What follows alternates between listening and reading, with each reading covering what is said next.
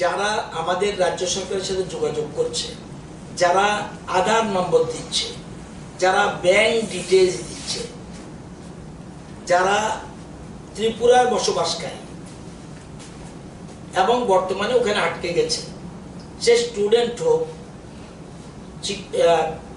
রোগী হোক বা অন্য কোনো কারণে হোক, তাদের জন্য আমাদের সরকার, আপনারা জানেন, আজকে পর্যন্ত 1,11,00,000 টাকা প্রদান করেছে এবং আজকে আর কোনো টাকা ঢুকেনি, কালকে ঢুকবে।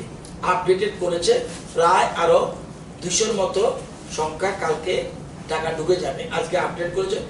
অনেক সময় ব্যাংকের নম্বর ভুল, অ্যাকাউন্ট ভুল, কানেকশন নেই আধার কার্ডে। আমরা সরকার সিদ্ধান্ত নিয়েছে যে যারা যেখানে আসতে চায়, এই জায়গাটা আপনারা ভালো করে বলে দেবেন, যারা যেখানে আসতে চায়, যারা আটকে গেছে, আমাদের কন্ট্রোল রুমের সাথে যোগাযোগ করতে হবে। কন্ট্রোল রুমের সাথে যোগাযোগ করলে কন্ট্রোল রুম থেকে concerning DC of that state তাকে বলবো পাস দিয়ে দেওয়ার জন্য, তার নিজস্ব অ্যারেঞ্জমেন্টে তারা করবে। কালকে যেমন 167 জন এসছে এবং তাদের কিভাবে সিস্টেম, কিভাবে হোম কোয়ারেন্টাইন, কিভাবে ফিজিলেশন কোয়ার্টার, নেক্সট যখন আসবে উনি সেক্রেটারি হেলথ, ওনার থেকে জানবেন। খুব সুন্দর সিস্টেম আমরা করছি। কালকে 167 জন এসছে। তো বাইরের যারা আসতে চায় এখন থেকে আসার কোনো প্রবলেম নেই। যদি যেমন আজকে আমাদের অ্যাসেম্বলি স্টাফ মণিগুপ্ত বা এই ধরনের কিছু নাম বলছি, হ্যাঁ মণিগুপ্ত বলছি যে you talk to the DC, শিক্ষিত লোক, ডিসির সাথে কথা বলবো, আরো যারা আছে, এবং যদি অসুবিধা হয় আমাদের এখানে যোগাযোগ করবে। আমরা যদি তাদের ল্যাঙ্গুয়েজ গ্যাপ থাকে আমার সাথে যোগাযোগ করলে চলবে। I will take up the matter in the control room so that they can get pass. গাড়ি ব্যবস্থা উনি করবে, আমরা সহযোগিতার কাজটা করে দেব। এবার যেরকম কোটার ক্ষেত্রেও আমরা শুধুমাত্র কোটার তাদেরকেই প্রশ্ন, তাহলে বোঝা গেল কোটার শুধু আনবো, why not Pune? Very crucial question already arises. Government for the people, by the people. Government তো শুধু not a particular person বা particular concern. যে সারা ভারতবর্ষে না হলেও 30,000 ত্রিপুরার লোক রয়েছে, তো সরকার কত গাড়ি পাঠাবে? সরকার কত গাড়ি পাঠাবে? যাই হোক, কোটারটা হলো গাড়ি তারা ব্যবস্থা করেছে। এই যে আসাম টাসাম তারা এনেছে। এখন কোটাতে কারা আটকেছে? ওয়েস্ট বেঙ্গল, বিহার এন্ড ত্রিপুরা, পাশাপাশি রাজ্যগুলি নিয়ে এসছে। দূরের মধ্যে শুধু আসামে, আসামের কিছু লোক এখনো রয়ে গেছে। এখন যারা আসতে চায় তারা সিকিউরিটি চায়, খুব ক্রুশিয়াল। আমি শুধুমাত্র একটার জন্য সিকিউরিটি দেব, তারপরেও অর্থাৎ তারা গাড়ি অ্যারেঞ্জমেন্ট করেছে, এরা সলভেন্ট নাকি আমি সব কিছু বলতে যাব না। কোটাতে যারা পড়তে যায় তারা ধনী গরিব আমি সব যাবো না। তো পার্টিকুলার জায়গার জন্য যদি আমি গাড়ির অ্যারেঞ্জমেন্ট করি বা প্লেন অ্যারেঞ্জমেন্ট করি, তাহলে সব জায়গার জন্য বসতে হবে। এবং আমাদের টিপসের বহু ট্রেনিং কলকাতা আটকে গেছে। টিপসের ছেলেমেয়েরা আমাদের রাজ্যের, আমাদের মাইনরিটি ডিপার্টমেন্টের অনেক ছেলে মেয়ে আছে, ওবিসির আছে, এসসির আছে, এসটির আছে, যারা বাইরে পড়ছে, বিএড টিএড অনেকে আটকে গেছে, যারা চলে এসছে। তাহলে সবাই জন্য তো প্রশ্ন উঠবে। সেই জন্য তবুও যেহেতু বারবার পার্শ্ব করছে, একটু আগে ফাইল প্রসেস হয়েছে। অন্তত রাজস্থান, আমরা আমাদের চিফ সেক্রেটারি রাজস্থান গভর্নমেন্টের সাথে কথা বলেছে, রাজস্থান ডিজিপির সাথে কথা বলেছে। রাজস্থান ডিজিপি বলছে আমরা এরকম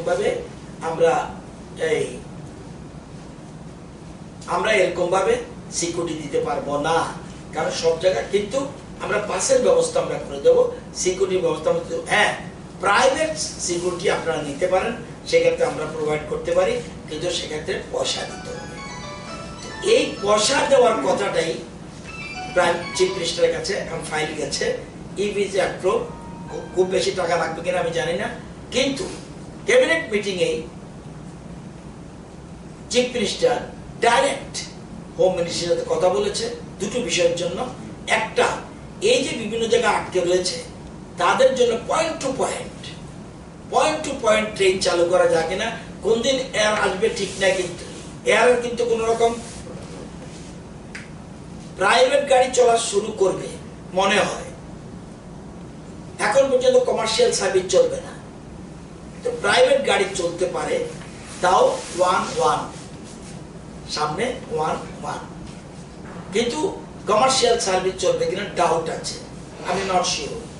সেই জন্য চিফ মিনিস্টার ডাইরেক্ট কথা বলেছে ক্যাবিনেট মিটিং এ বসেই, সেখানে কথা বলেছে দুটো জিনিসের জন্য, যে তারকাটার বাইরে যে এখন যে আপনারা জানেন যারা গ্রামের থেকে এসেছেন, শহরের মানুষের নাও বুঝতে পারেন যে এখন কিন্তু ফাল্গুন মাসে অলরেডি পৌষ মাঘে কিন্তু ধান পেকে যায়, তো এখন কিন্তু অনেক পিছনে চলে গেছে, ধান এখানে পেকে রয়েছে এবং এটা কিন্তু খুব নষ্ট হয়ে যেতে পারে, বা ওই দেশে তারা কেটেও নিয়ে যেতে পারে। এবং অন্তত 6 দিনের জন্য রিল্যাক্স করা যায় কিনা, এটা চিফ মিনিস্টার ডাইরেক্ট কথা বলেছে হোম মিনিস্ট্রিতে। আশা করি একটা কিছু গ্রিন সিগন্যাল পেতে পারে। প্লাস এই যে বহিরাজ্যের বিভিন্ন জায়গা আটকে রয়েছে, সেখানে পয়েন্ট টু পয়েন্ট, যেমন ধরুন দিল্লি থেকে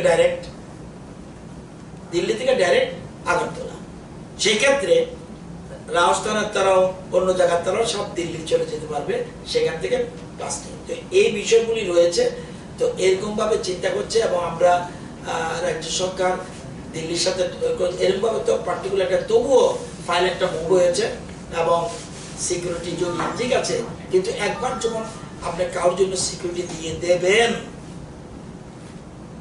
তাহলে প্রশ্ন কিন্তু এই সব জায়গায় উঠবে। হতে পারে যাদের পার্সুয়েন্স বেশি তাদেরই দিলাম, অন্যদের নয়, এই প্রশ্নটা কিন্তু উঠবে। যে কালকে 166 জন এসেছে, সব কিন্তু নিজস্ব চেষ্টা এসেছে, আমরা শুধু হেল্প করে দিয়েছি, শুধু পাশের জন্য। এই বিষয়টা পরিষ্কার থাকা দরকার। আমরা হেল্প করব, আমাদের ফোন করলে আমরা রিপ্লাই দেই, যেখান থেকে হোক।